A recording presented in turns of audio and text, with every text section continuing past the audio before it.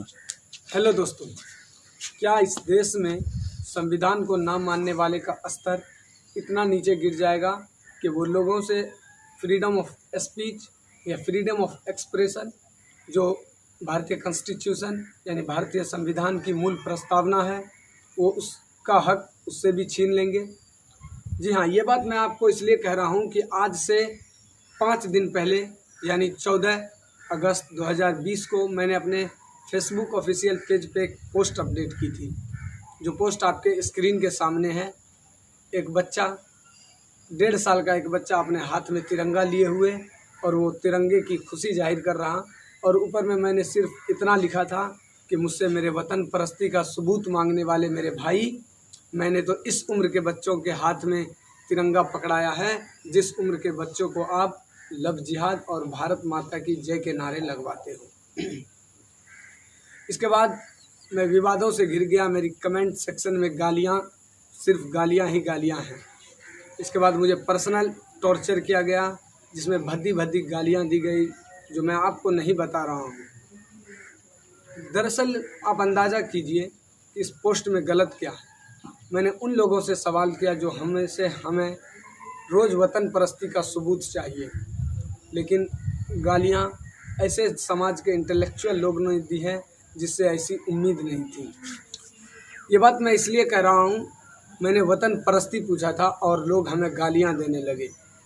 तो बिपिन चंद्रा की मैंने एक किताब पढ़ी, और बिपिन चंद्रा की ये किताब पढ़ करके मुझे ये पता लग गया। इस वीडियो के माध्यम से मैं आपको बहुत ही अच्छी बात बताने जा रहा हूँ कि जो कौमें इतिहास को भुला देती हैं, इतिहास उस कौम को भूल जाती है। इतिहास को मैंने पढ़ करके ये पता कर लिया कि जो कौमें इतिहास को मिटा देती है, इतिहास उस कौम को भूल जाती है। ये बात मैं इसलिए कह रहा हूँ कि आज़ादी के समय एक आज़ाद हिंद फौज बना था, जिसके लीडर नेताजी सुभाष चंद्र बोस थे।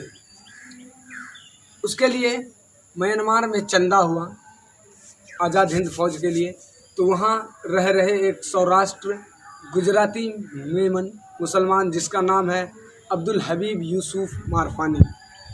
आप जैसे ही गूगल पर यूसुफ मारफानी टाइप कीजिएगा, आपके सामने ये वाला पेज खुल जाएगा, और इस पेज पे ये लिखा हुआ है कि आज़ाद हिंद फौज में दान देने वाले दूसरे सबसे बड़े भारतीय यूसुफ मारफानी साहब रहे हैं। उन्होंने उस समय आज़ाद हिंद फौज में नेताजी सुभाष चंद्र बोस को 1 करोड़ रुपए का दान दिया था, जो आपके स्क्रीन के सामने है। आप द हिंदू टाइम्स अखबार से पूछ लें, आप न्यूयॉर्क टाइम्स से पूछ लें, द टाइम्स ऑफ इंडिया से पूछ लें, हिंदुस्तान टाइम्स से पूछ लें, उसमें यही लिखा हुआ है कि आज़ाद हिंद फौज में दूसरा सबसे बड़ा चंदा देने वाले अब्दुल हबीब यूसुफ मारफानी थे। जब नेताजी सुभाष चंद्र बोस वो चंदा का चेक लेकर के चलने लगे, तो पड़ोस के एक मुस्लिम नाबीना औरत ने उसे देखा और देखकर उसे रोने लगी। तो नेताजी सुभाष चंद्र बोस ने कहा कि माई क्यों रोती? तो माई ने कहा कि बेटा, मैं नाबीना हूँ, मैं अंधी हूँ, मेरे पास 1 करोड़ रुपए नहीं है। मेरे पास भी अगर इतना पैसा होता तो मैं भी आज़ाद हिंद फौज में दान देती। तो वो नेताजी सुभाष चंद्र बोस उनके पास गए और उनसे कहने लगे कि तुम्हारे पास एक चीज़ है जो तुम मुझे दे दो तो वो चंदा 1 करोड़ रुपए के रकम से भी बड़ा होगा। उन्होंने कहा मांगो। नेताजी ने कहा आपके पास बेटा है? वो औरत कही जी हाँ, मेरे पास एक बेटा है। बोला क्या नाम है? उन्होंने बताया शाहनवाज हुसैन। नेताजी बोलने लगे वो शाहनवाज हुसैन मुझे मेरे आज़ाद हिंद फौज में दे दीजिए। और उस माई ने अपनी ज़िंदगी का एकमात्र सहारा, अपने बुढ़ापे का एकमात्र सरमाया बिना सोचे बिना समझे उस आज़ाद हिंद फौज में शाहनवाज हुसैन को दे दी।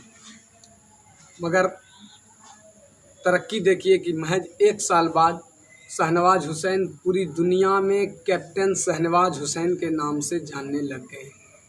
पूरी दुनिया अब उसे कैप्टन शाहनवाज हुसैन के नाम से जानने लग गई, और इसी को लेकर के आज़ादी की निशानियां का मेडल भारत में एक सेमिनार हुआ, जिसमें आज़ाद हिंद फौज के जीत का जश्न मनाना था। नेताजी सुभाष चंद्र बोस को सम्मानित किया जाना था, कैप्टन शाहनवाज हुसैन को सम्मानित किया जाना था। तो नेताजी सुभाष चंद्र बोस स्टेज पर आए और उन्होंने अपना मेडल लेने से पहले उस औरत को बुलाया स्टेज पे और उन्होंने सिर्फ इतना कहा कि हिंदुस्तान वालों, तुम में से जिसने भारत माता को नहीं देखा वो इस माँ को देखे और अपने भारत माता के होने का एहसास करे। दुनिया कहती है आज तुम भारत माता की जय बोलो। उन्हें शायद ये इतिहास पढ़ना चाहिए कि जिसकी तुम रट लगाए हुए हो भारत माता की जय, उसके पीछे का इतिहास पढ़ो।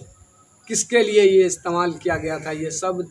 वो इस्तेमाल शब्द हमारे मुस्लिम औरतों के लिए किया गया था और नेताजी ने ये कहा था कि तुम में से जिसने भारत माता को नहीं देखा वो इस माँ को देखे और भारत माता के होने का एहसास करे। मेरे अपनों, मेरे कौम के बच्चों, आप इतिहास पढ़ो, आप इतिहास पढ़ो, अपनी नस्लों के इतिहास पढ़ो, क्योंकि जो कौम इतिहास को भुला देती है, इतिहास उस कौम को मिटा देती है। ये बात 100% वजूद में आया है इसको लेकर के जो मैंने पोस्ट किया था और सिर्फ इतना कहा था कि मुझसे मेरे वतन परस्ती का सबूत मांगने वाले मेरे प्रिय भाई, हमने तो इस उम्र के बच्चों के हाथ में तिरंगा पकड़ाया है। जिस उम्र के बच्चों को आप लव जिहाद और भारत माता की जय के नारे लगवाते हो, लेकिन वही लव जिहाद अगर हमारे इस उम्र के बच्चों को लगाओगे तो वो लौ से लट्टू और ज से जादू कहता हुआ नजर आएगा। आप इतिहास के पन्नों को पलटाइए, अपने इतिहास को दोहराइए। एक और इतिहास है, उसी समय एक और हजरत थे जिन्होंने आज़ाद हिंद फौज में हिंदुस्तान का सबसे बड़ा चंदा लिया। दूसरे नंबर पर थे यूसुफ मारफानी, पहले नंबर पर थे उमर हबीबी, कुछ इस तरह का नाम था, शायद इसी तरह का नाम था। गांधी जी ने कहा, वो गांधी जी से कहने लगे मेरे पास 4 करोड़ रुपए बैंक बैलेंस है और तुम ये चेक लो और इस चेक में जितना रकम भर सकते हो मैं इस फौज में देने के लिए तैयार हूँ। महात्मा गांधी भी पढ़े लिखे एडवोकेट थे, उन्होंने उसमें बड़ी समझदारी से ऐसा रकम दिया कि पूरा हिंदुस्तान उसे आसानी से स्वीकार कर लिया। और उस ब्लैंक चेक पर महात्मा गांधी ने सिर्फ इतना लिखा कि आज से चरखा द्वारा बनाया गया सूत, सारा चरखा हिंदुस्तान का, सारे चरखे द्वारा बनाए गए सूत हिंदुस्तान का ये कंपनी खरीदेगी और इसी कंपनी से एक्सपोर्ट और इंपोर्ट होगा, जिससे सब खुश हो गए। और ये बात भी तय हो गई कि स्वदेश के सामानों को अपनाया गया और आज़ाद हिंद फौज में दान देने वाले सबसे बड़े वो हजरात भी कहलाए। इस वीडियो के माध्यम से मैं बस इतना ही कहना चाहता था और लास्ट में मैं ये कह रहा हूँ कि आप अपने इतिहास के पन्नों को पलटाइए, आप अपनी इतिहास पढ़िए, अपने नस्लों को पढ़ाइए, अपने बच्चों को पढ़ाइए, क्योंकि जो कौम इतिहास को भूल देती है, इतिहास उस कौम को मिटा देती है। शुक्रिया। अगर आपको हमारे वीडियोस पसंद आए तो प्लीज़ लाइक करें, सब्सक्राइब करें और शेयर करें।